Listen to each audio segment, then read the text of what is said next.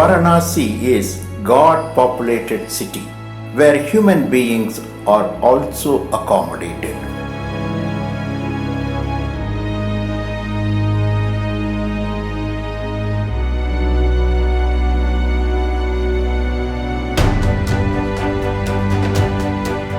There will be a deity, a Shivaling, a goddess in every house.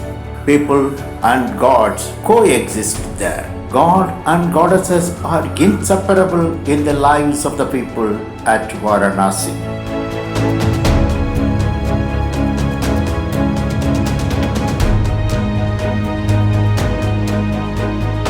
For Carl Jung, the Swiss psychologist, the images of gods and goddesses and their qualities that people attribute to them carry the archetypal energies that underlie all human experience. In the stories of Varanasi, one can see that in people's life, gods and goddesses are interwoven completely. Thil Bhandeshwar. This is a double myth story. There is a local myth and yet another is a Puranic myth. Let's look at the local myth.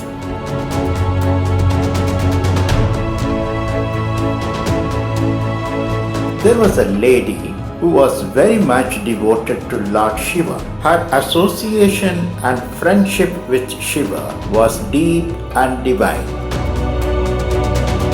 However, her husband was an atheist and also his profession was brewing arak. So she would invite Shiva to converse with her only during her husband's absence, that is, when he had gone to work.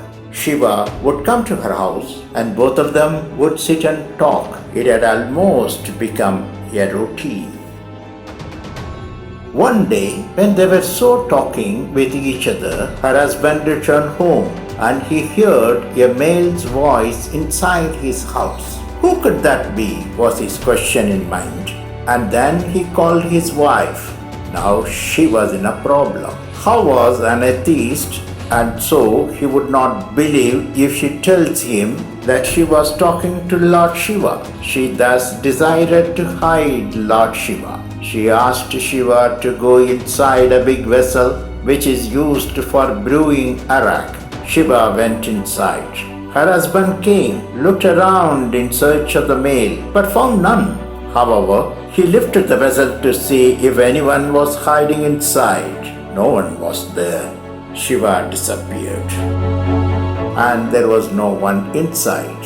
He left his grip of the vessel and allowed the vessel to settle down on the floor. His wife breathed a sigh of relief, thanking Shiva. But the next day, when he wanted to take the vessel for brewing arak, he could not move a bit, and the vessel turned into a shivling and stationed itself there.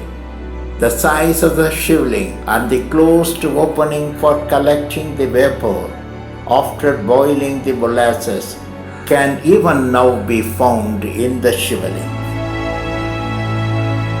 Why then it was called Thil Bhandeshwar? Thil means sesame seed. There is a Puranic myth.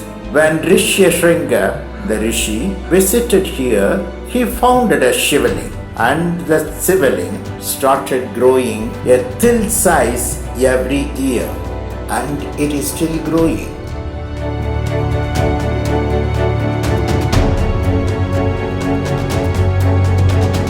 It was also told that that entire place was used to harvest sesame seeds, and thus this shivling grows a mole every day.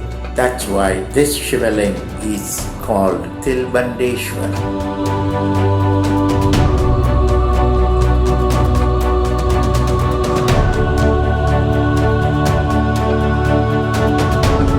Absolutely.